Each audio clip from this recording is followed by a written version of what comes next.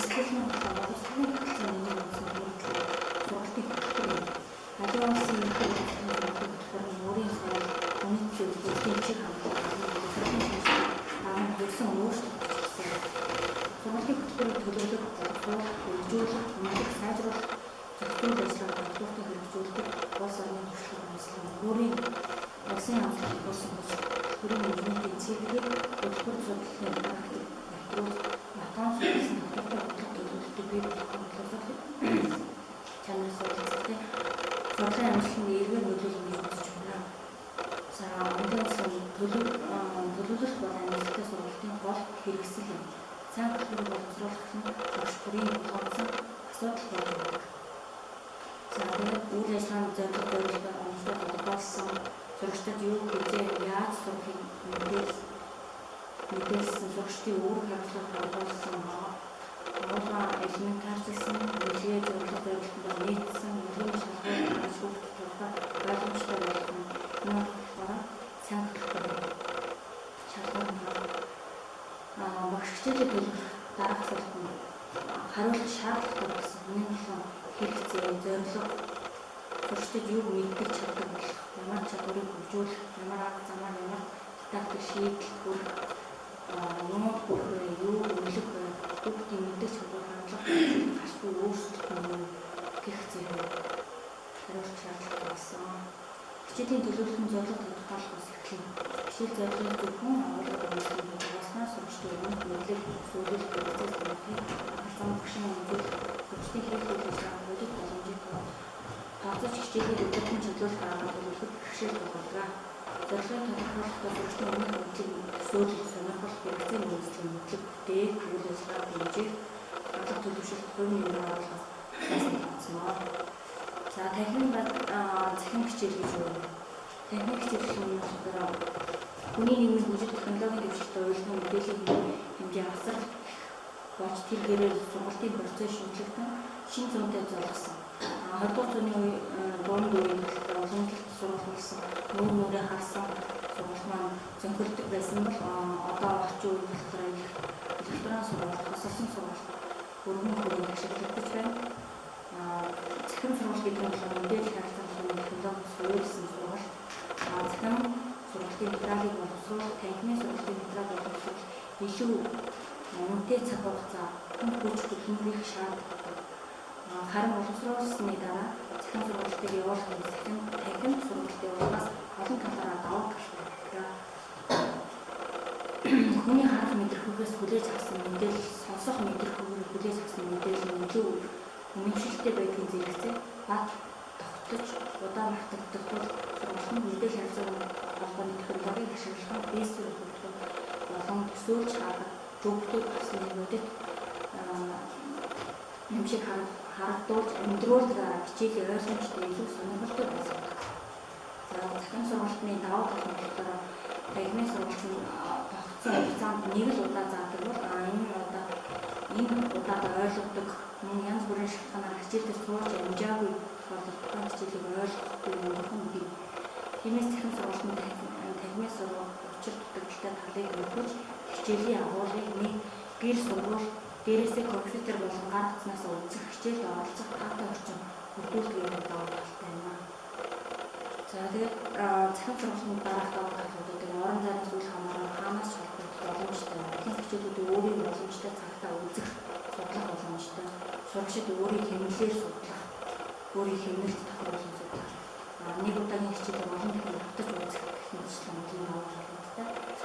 Хэрэглэгдэхүүн гэдэг нь сургалтын салшгүй нэг хэсэг нөгөө тухайн хичээлийг амжилттай болгох хэл нөхцөлийг хангах материал бодит зүйл юм байна. Захин хэрэглэгдэхүүн гэхлээр болон сургалтын дидактик шаардлагыг нийцвэц боловсруулагдсан компьютер болон бусад технологиос тусламжтай сургалтчдад бус сургалтанд хэрэглэгддэг нэгэн төрлийн хэрэглэгдэхүүн бол захин хэрэглэгдэхүүн юм. Өөрөөр хэлбэл захин сургалтын сурагчдад агуулга хүргэхдээ бүх төрлийн захин дамжуулалт хөрөмж түүний дотор интернет имэйл дагуулгын систем, аудио видео систем зэрэг ашиглагддаг байгаа. За ингээд тавигдах шаардлага. За судалгааны зорилго нь болохоор сургалтын сайжруулсан хөтөлбөрийг хөгжүүлэх, захин хичээлийг зохион байгуулснаар сурагчдад гарах эерэг үр дүн судлах зорилготой. Энэхүү судалгааны болохоор 5 дугаар ангийн 50 эцэг 50 сурагч 5 багш оролцсон. За дэвшүүлсэн таамаглал маань болохоор техник сургалтын захин сургалтаас хүртээмж чанарын хувьд илүү боловч захин хичээлийг үр дүндээ сайжруулах заах боломжтой гэсэн таамаглал дэвшүүлсэн. За сэтгэл хангамжийн судалгаа харуулснаар эцэгчдээс авсан судалгаа байна. Таны өгөгдөл 22 тэр хичээл үзэх боломж байсан. Өдөр бүр үзснээр 52, заримдаа 30, боломжгүй 18 байсан. Босол 2 дээр болохоор таны өгөгдлийн хувьд тэр хичээл хэр үр дүнтэй байсан бэ? Нас сайн дээр 12, сайн 40, дунд зэрэг 28, хонгор хангалтгүй дээр 20 байна. За таны өгөгд тэр хичээлийг хэдэн удаа давтаж үзэж байсан бэ гэдэг. Нэг удаа 45, 2-оос дээш 45, огт 20 гэсэн. За энийг болохоор танхимын хичээлээр харьцуулах болохоор танхимын хичээлийн давуу тал та юу гэж үзэж байна вэ? Тэр хичээл болохоор сонирхолтой өөрөөжтэй байсан 18%, шинэ мэдлэг мэдээллийг олж авч байсан 27%, эцэгхийн хариуцлага нэмэгдэж хүүхдээ илүү их анхаарах гэсэн 55% байсан. Бусад саналууд бас гарч ирсэн. Энд болохоор хичээлийн хугацаа богино байсан, эцэгчүүд ажилтай үеэр гарч байсан учраас давтаж үзсэн, зарим хичээлийн агуулгын их байсан гэсэн саналууд ирсэн эцэгчүүдээс. За энэ сурагчдаас авсан судалгаа болохоор хөл хорионы үед тэр хичээлийг үзэх боломж байсан нь өдөр бүр 28, заримдаа 50-с боломжгүй 13. Асуулт 2 дээр танхимын сургалт хөл хорионы үеийн захин хичээл хоёрын үр дүндээ аль нь үр дүнтэй санагдсан бэ гэхээр хүүхдүүд ерөнхийдөө танхимын сургалтаар байсан гэсэн. Асуулт 3. Сайн тал үр дүн та юу гэж үзэж байна вэ? Захин хичээлийн сонирхолтой нь шинэ мэдлэг мэдээллийг олж авсан 28, захин хичээлийг давтаж үзснээр дахин танхимд үзснээс илүү сайн ойлгосон юм 54 сурагчид гэсэн. За энэ судалгаа 5 багшаас мэргэжлийн зөвлөлийн 5 багшаас дараах асуултуудаар авсан. Энэ болохоор бэрхшээлүүд байсан. Энэ асуултанд интернетийн хурд технологийн тутмын байдал, захин хичээл бэлтгэхэд хугацаа их ордог, сурагчдад харилцах харилцааны уламж хязгаарлагдмал гэсэн хариултуудыг өгсөн. За энийг хоёулж хаалсан. За судалгааны дүгнэлт хөл хорионы үед захин хичээлийн судалгаанд оролцогчдын 50% өдөр бүр үзсэн, 30% заримдаа үзсэн, 40% хичээлийн өдөр сайн ихэнх хүүхдүүд 1-2 удаа давтаж үзснээр. За судалгаа 2-ын дүгнэлт сурагчдаас авсан судалгааг дүгнэж үзэхэд сурагчдын 21% өдөр бүр үзсэн, 59% заримдаа гэж хариулсан. Ихэнх сурагчдын хуваарийн дагуу хичээлээ үзээгүй хөвчлэн давтаж үзэж байсан. Танхимын сургалтын захин хичээлээс илүү гэж үзэж байгаа боловч захин хичээлийг давтаж үзснээр мэдлэгээ илүү батлах сайн талтай ингээд харагдсан. Сурагчдын коронавирустэй халдварт COVID-19 нөхцөл хорионы үеийн тэр хичээлийг үзсэн байдлыг дүгнэж үзэх болохоор оролцоо сонирхолтой буур байдал ажиглагдсан учраас нэмэлт хичээл даалгавруудыг нэг бүрээр дамжуулан сурагчдад хүргэх биелэлтийг цахимаар үнэлж дүгнэж ажиллаж байна.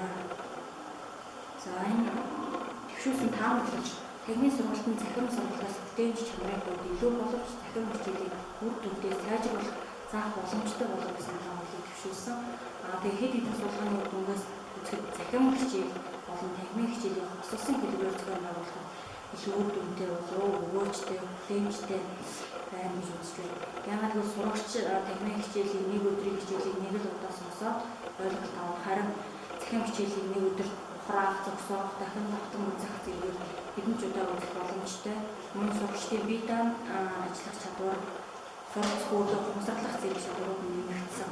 Мөн эцэгхийн хүүхдэд зарцуулах цаг хугацаа, анхаарал халамж нэмэгцээ гэж үзэж. За тэгээд нөгөө нөхөж үзсэн хүмүүс ингээд хичээл мөрөөр явуулсан. Багшаа биений хичээлүүдийг тэр өдрийн хичээлийг татаж үзсэн.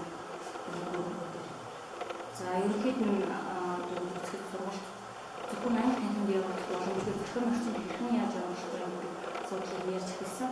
Гэвч шийдэх гарцыг нь олж чадаагүй. Коронавирус гарснараа бидэнд бэрхшээл авчирсан боловч нөгөө талаас сорилт болсон гэж үзэж болно.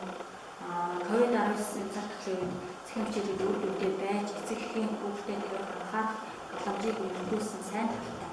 Судалгаагаар сурагчдын 90 орчим хүн гэр хичээлийг үзсэн, үлдсэн хувийн малтар цахим хэрэглэлтүүд ашиглах боломжгүй гэсэн шалтгаанаар үзээгүй гэж үзсэн. Тэгээд цаашид болохоор хүүхдийн насны онцлог тохирсон цахим хичээлүүдээс санг үүсгэж ажиллах боломжтой гэдэг.